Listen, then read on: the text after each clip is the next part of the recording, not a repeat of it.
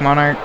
Okay. Go with something that's good. So I have to ask you, we've got Eden and Patrick shuffling up, ready to do battle in this best of 5. Who do you think has the advantage, and who do you predict will be the winner? What is Patrick's opponent playing? Patrick is playing PK Fire by a local hero, Eden Sains. There's the deck list for your viewing pleasure. And so it should be, I think Fogblade will certainly be a factor against the Vassals, but it seems like Hoban's prepared to switch into Mithras after game 1, potentially. Looking at the deck list and what I just saw firsthand with Hoban, I feel like there really isn't like a certain advantage placed in either player's factor, or it's pretty even, but Hoban does have the Zabord, which can come in and just absolutely annihilate auto that win. deck. Yeah. Curious if he somehow can get to that first turn.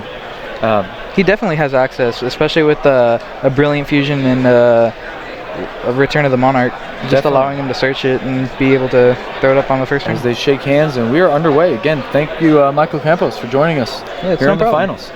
And so Patrick kicks us off with Patrick's favorite card, Upstart Goblin. And that will go ahead and give Eden 9,000 life points as his total. Yeah, even when we were playing, the Upstart still gave him a draw, even though it was destroyed by Karaz. I found that fun. Yeah.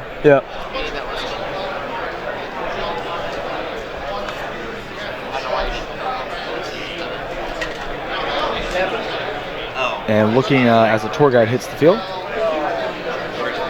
so Patrick must not have a very good hand. Yeah.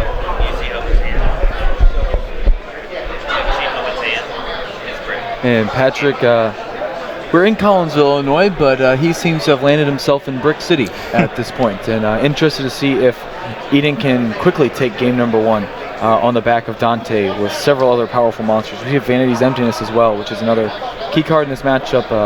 Despite the fact that they tribute, Vanity still has a lot of value. So I believe he just did deal some damage, 25. And I believe in 5,500 is Patrick's current life total. And I think Hoban has a disadvantage with the fact that he's just played game after game after game. Oh, absolutely. And especially our grind game. Oh my goodness, I can't imagine. Yeah. That's really difficult.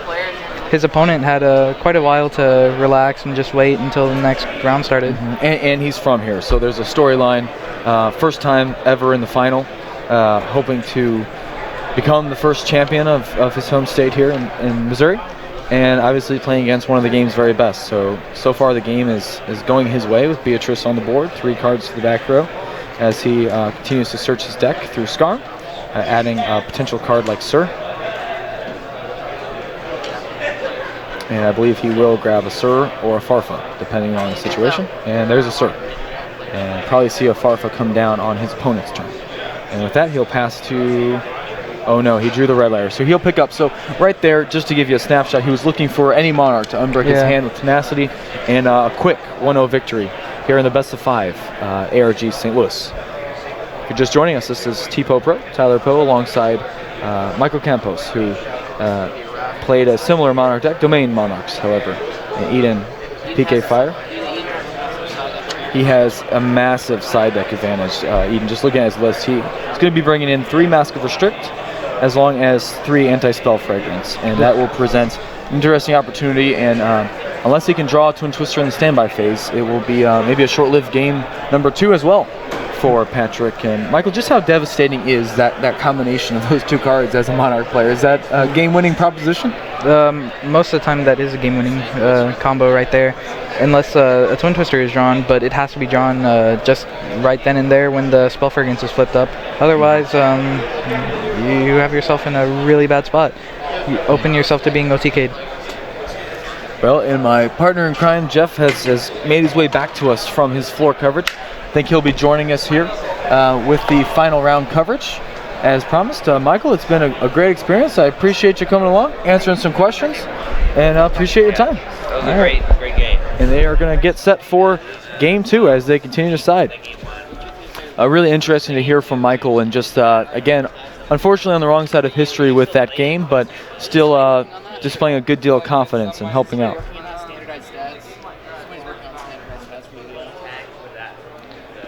And it looks like Patrick taking a good deal of time here to side. So, chalk it up, game number 1, Eden Sains, and that's where you want to be to take down this Goliath in the game, Patrick Hoban. And Patrick has an uphill climb, and he has done it before. And he will be tested here in this best-of-5 situation. And of course, welcome back my esteemed colleague, Jeffrey Michael Percher, to the booth for finals action coverage. All right. Welcome. Jeff, it's good to have you back in this final round. Impressions from that game number 1, it was short-lived. So I really feel like Patrick's deck is just so powerful. It has so many good cards, but when you draw some of those inconsistent cards together, that just costs you the game.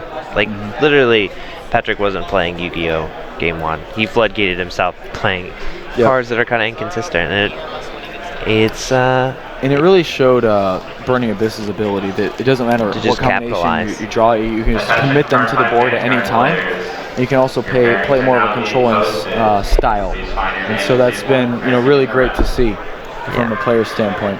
And Eden shows all smiles here in the finals, and both players smiling on in anticipation of this next game. Game number 2, best of 5. Eden up 1-0 with PK Fire against Patrick Hoban's XYZ Monarch deck. And so Patrick Hoban opened unplayable, really. Handles, I believe, Prime, Tenacity, Red Layer, and a Garnet. So that's not going to get it done. Nope, that's not. That's okay. He bricked one game, now we can open broken the rest. And again, appreciate everyone who's joined us throughout the chat. Encourage you to bring in any additional watchers and continue to come out to our events at ARG and continue to watch the coverage. Encourage you to subscribe and see action from yesterday as well as earlier rounds as we made our way to this, the penultimate stage between these two duelists who hope to go home with a victory. And so we see a Mithra using its effect as a floodgate to stop the onslaught of Burning Abyss monsters from Eden's deck. However, this Speedroid is the perfect answer, as now Dante is on the board.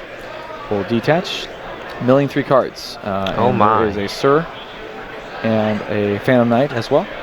Okay, so Sir's no good right now, but the Phantom Knight boots. That'll get him somewhere.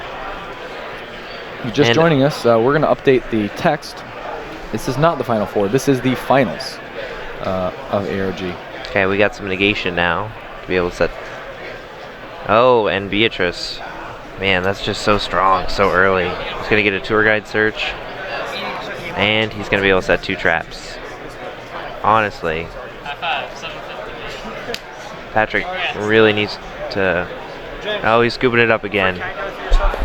Wow, so we are seeing quickly Patrick Hoban down 2-0. Man, wow. This Eden kid coming out of nowhere. Coming out of nowhere. He's a kid from St. Louis. He wants this ring so badly. And obviously, this is best 3 out of 5, so still not over yet. And our last RG was case in point, Jake Finney overcoming an 0-2 deficit to become a champion. And so Patrick Hoban, no stranger to the situation, but he's really going to have to assert himself and really take some time shuffling his deck. True. We see Eden ghost shuffling his whole side deck into his main deck, and then taking out the cards he doesn't want. So we're down 2-0. We're going to find feed at. ARG Live on Twitch is the place to go to check out the stream, and encourage everyone else to do so. Also available on YouTube, and obviously if you subscribe, you can watch all of this play out tomorrow if you have other commitments, as this has taken up a lot of our day, but we're happy to bring you the finals in ARG St. Louis. A fast 2 games. And Patrick Hoban has fallen down 2-0. Eden's a good player. And Eden is really a well-established player on the local scene, and so he's very familiar with his deck and card choices, and he goes to several events. And so while you may not be familiar with the name, he's certainly a player that everyone is kind of familiar with, I would hope, and more than capable of taking down Patrick Hoban. But all of a sudden Patrick Hoban finding himself in an underdog position. It's very rare that I call Patrick Hoban the underdog in a finals of an ARG, but here we are nonetheless. Those unplayable hands are just they're just too real. And the best part of BA is that every hand is a hit record. And no, you can absolutely smokescreen side to As well as answer. your side deck has to be the same number of cards as it was before you side out. Yeah.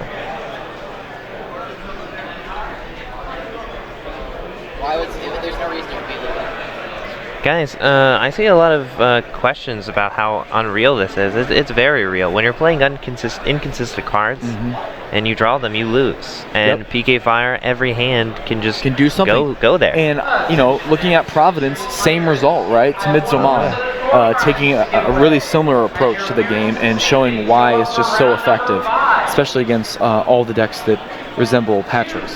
Yeah, the only unfortunate thing is sometimes when Monarch don't have it, or whenever they do have it, you just can't win. It's very interesting.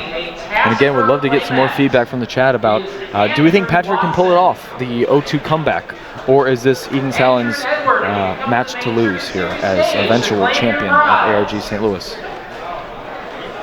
Okay, And we have Patrick Tenacity, Hoban so going he's first. actually getting to play now. Grabbing Pantheism, see if he can combine that with the Prime Monarch to continue to build an ideal turn one. Okay, well at least Patrick's got something going He on. does have Stormforth. And so I do anticipate that Patrick and Edens will play a real game here in game number 3. And I'm curious if Patrick is going to be sent home in just a few minutes after what's been such a long road to get here. It's crazy to think that we just witnessed the longest game in the history of Yu-Gi-Oh!, followed by 2 of maybe the shortest games in the history of Yu-Gi-Oh! And now it's very likely that Patrick Hoban could be going home after It's very possible. nearly a 3-hour dismantling of 2 different mirror matches. That is true. Patrick does have a Majesty's Fiend in his hand. His 1 copy in his side deck. I really like Patrick's new approach of playing one of cards He does have 1 Majesty's Fiend where in you his can hand. search and draw and add and playing cards that just work with your I deck. think he's going to go for the Majesty's Fiend at the conclusion of this turn. And I think that Eden may decide No. game 4 is a better proposition. If you were watching Eden's game earlier against Domain Monarch, it was pretty impressive how he was able to come back from multiple Majesty's Fiends over and over and end up winning that match.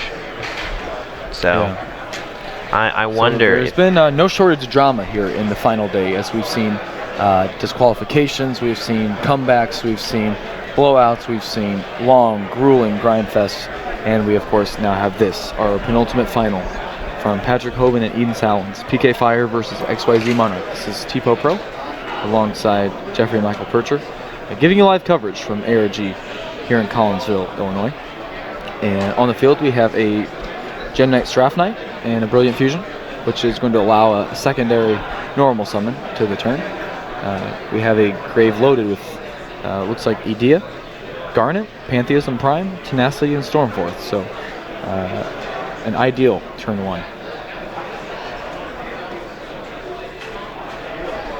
And he is looking through the extra deck is Patrick Hoban, considering his options for rank 5 summon.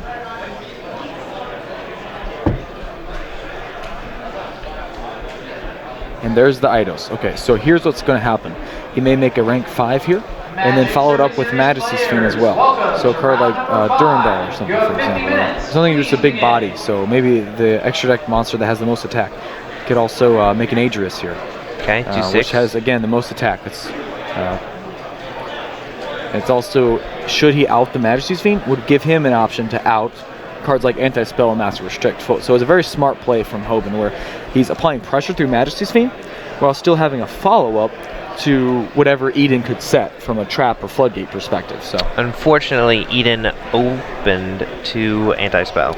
and so again, Patrick Hoban, and now so he's still okay though. So he's going to continue to get in some damage. You may begin. And the blind Aegis is intentional because it has the most some of the most attack in his extra deck.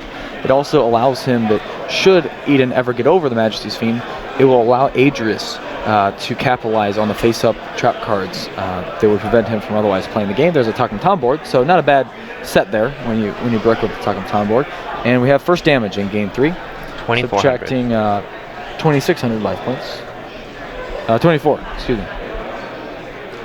Which is interesting. I kind of wonder why Patrick didn't just 56, attack with so the 56 Majesties first. is the damage. Is the total life point count now for Eden. Yeah, he has to know his deck list, so he must know that he can safely attack with Adrius first, but whatever. Sometimes it's hard to break lines of play and break up habits. So there's 26 from Adrius. There we go.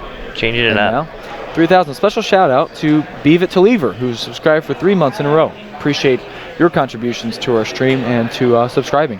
Hope you enjoy all the coverage this weekend as you go back and watch some of those videos. Eden needs an out here. The commentary is brought to you by Tyler Poe, T-Po Pro, along with Jeffrey Michael Percher here in the booth, just courtside from Patrick and Eden. Okay, and that's game. And that's game. All right. So, avenged. There will be no sweep. So put the brooms away. Patrick Hoban battles back. 2 games to 1. Still advantage Eden. It's best of 5. We're resetting the life points to 8,000 apiece. And again, an amazing setup. And so something that could have been lost in that was the fact that he did summon Adrius as a potential follow-up with the Majesty's Fiend. So an ideal turn 1 and really just provides, again, that next level thinking. Yeah, it counters Fogblade too. Great observation. Yeah. So, any adjustments to the side? I think Patrick's just going to shuffle up the deck very well. Yeah, I just...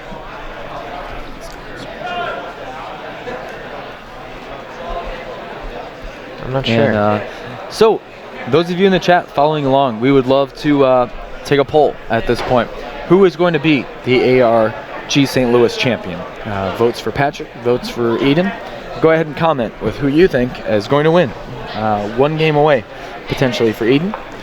Still a long road to go for Patrick, but he's proven, as evidence in his earlier rounds, that he is more than willing to come to battle and to take as long as it may take to assure that he is crowned the eventual champion.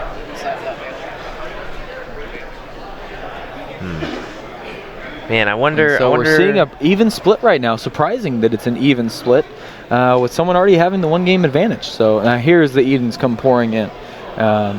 So fantastic. So yeah, I like those of you rolling with the odds, taking the person that's only 1 game away versus 2. I mean, if you guys have been watching, Eden has come back from some amazing fields. He has won so many games that are just amazing. His plays are great.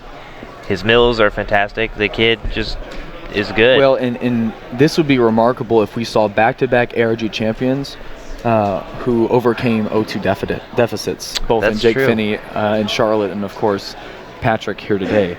But again, there's only 2 people that can decide this match, regardless of what we say, and they're sitting at the feature match table. Eden Salins with PK Fire, Patrick Hoban, XYZ Monarchs, to share some insight into their deck lists, just sharing some of the standouts. So Patrick was able to cut his way to the top through the use of cards like Megazaborg, being able to destroy the entire extra deck. And also 3 copies of the Prime 3 Monarch. copies of the Prime Monarch. He's playing 1 for 1. He's playing Foolish. He's also siding different vassals to play around cards like Fogblade. So probably more Mithra in this matchup.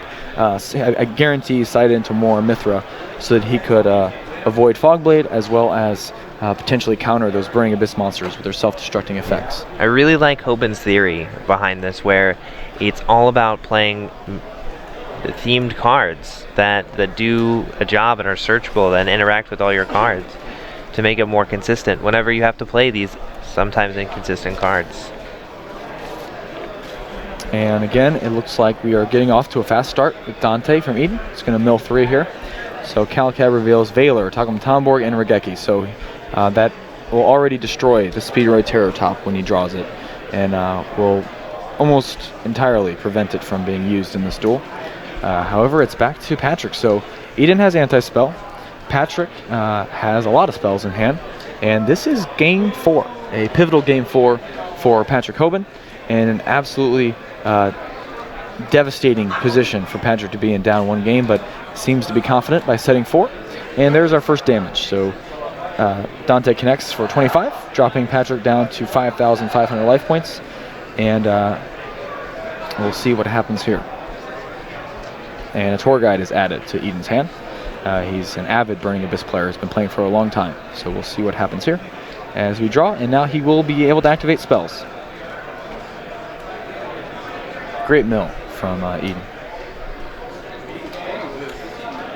And it would be something for Patrick to come back. It's really strong because he can't use Pantheism and discard a card unless he draws one for turn or has a trap in hand. Right, and I wonder if Patrick kept a spell in his hand just for that reason, instead of setting them all. So there's a Tenacity, and we'll see if there's any Restrict down there. I wonder if there's a Storm Force. Actually. And it looks like, again, we are, if you're just joining us, this is the finals, ARG St. Louis. St. Louis's own Eden Salins with a 2-1 advantage to Patrick Hoban, the greatest player in the game, arguably, but nonetheless, heavily favored prior to the score. Now the tables have turned, so Patrick Hoban channeling his inner underdog here to try to overcome the Burning Abyss. And there is Prime Monarch with Pantheism, so that's going to allow him to continue to utilize spell cards this turn. And this would be key here. Probably going to want to grab a Domain, potentially. The one of Domain would be nice. I could also see a card like Return having some value. He does have Restrict, so I think Restrict Domain and Effect Failure. and Effect Failure. So I think Domain's the smart play here, just to have it stick for a while. But it's really hard to tell here, folks. And so far, Eden in the driver's seat, cruising towards eventual title. And we have Patrick Hoban playing the role of the underdog. And here we go. He reveals 2 Prime and a Stormforth. And Eden will think before giving Stormforth to his hand, knowing that he has Master Restrict. Kind of a no-brainer play there. And they continue to play on. Patrick flips the Brilliant Fusion. Now this is where it could be very interesting. And because that Prime's engraved, which is going to give him an automatic out to the anti-spell. Eden with the Effect Failure to negate an Adrius. And so Patrick doing what he can, but has to realize after looking at Eden's deck list that he's got There we Restrict, go. Valor, and Anti-Spell. So good luck with that one. And we may see you back in Georgia in just a few hours here as they continue to play on. And the power of Eden's opening. He just sets floodgates and says, you can't play Yu-Gi-Oh! And it's interesting to see what we see. And he's got an upstart. And he's going to use it. Signature card right here. So we're going to gain 1,000 more for Eden. And his life point is brought up to 9,000 to 5,500 in this crucial Game 4 here in the Grand Finals, ARG St. Louis.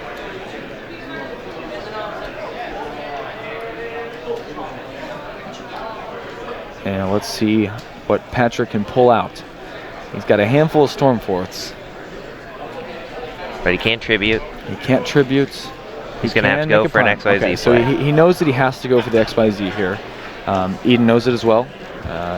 Doesn't have the Effect Failure, as far as Patrick is aware, but he does have it in his hand. So Patrick Hoban really can't play around Valor in this situation. And I believe there's a Fogblade set underneath. Oh man, Fogblade would just be incredible for Eden. I really can't tell. Now it's still not over. Even when he does Valor the Adrius, the inability to special summon Burning Abyss monsters may slow down the attack of Eden now that Dante is out of materials. And so it'll be interesting to see how much longer this drags on, and the ability for Patrick to dig for outs in the form of Twin Twister and Full House potentially as well, had he boarded that in. And he is constructing the overlay unit, and it looks like he is looking for his Adrius. Should be close to the top. And he can also go for Pleiades here, which would No, Adrius, because of the 2600 attack. Again, it's further protects him from Dante. Plus, I think Pleiades. Not that Dante has any attachments anyway, but should he make a second Sorry, one. not Pleiades, the Seraphim. So we would expect a Fogblade or Veiler here. And Eden will, of course, drop the Veiler. I'll neg your F. I guess he's going to wait for Patrick to declare the target. So he chooses the anti-spell. So now Eden is going to think on this. He may fog. Oh, he had a second anti-spell. So again, No now he need gets to to keep Veiler. the Veiler. And That's why I wow. asked for the target. Exactly. Did not shotgun that Veiler. No, sir. And Eden cruising right along.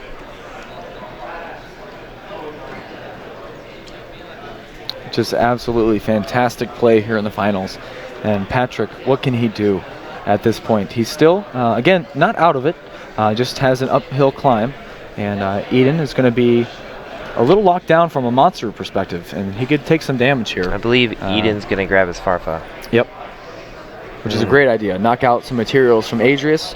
Prevent the use of its effect further, which would also save him another effect failure. And he has, yeah, that's So very true. it's a really good play there from Eden. You can tell that he's very comfortable with playing this deck. And I did speak to Jake Finney yesterday, who did predict Burning Abyss would win this tournament. And I think he was speaking about himself, but again, may want to pursue a career in Fortune telling. fortune telling. So for all of you joining us, so far the prediction has come true. You know, you just really can't fault a deck that every card is good. And speaking of every card that's good, Tour Guide's pretty good. And it comes down here now. And we'll grab a Fiend from the deck, presumably Graf. Graf would further his combos, but so would Sir. And so would Sir, and he decides to take that. Instead, Graf is, again, actually not as good as Sir in this situation for a lot of reasons. Specifically because there's two Sir, and two is always better than one, but even more so. He's got a Farfa in hand, looks like he's got Dante in the grave, and he can also potentially mill Graf. He does mill Terror Top, and that's relevant because he doesn't want to draw Terror Top because Taken Tomborg is already in the grave, so kind of a fortuitous mill there. And here comes Beatrice with that empty Dante, Vanish. and that's huge. So this is a lot of damage. That's 5,000. So 5,000, and that's gonna knock him down to 500 life points. So, I mean, in with case you BA, missed that's it, danger zone. in case you missed it, he's in the bar zone, as we call it, and it looks like I mean, that's Patrick game, Hoban, actually. Yeah, he has Beatrice. Oh wow, and yeah, he can send Beatrice on his turn.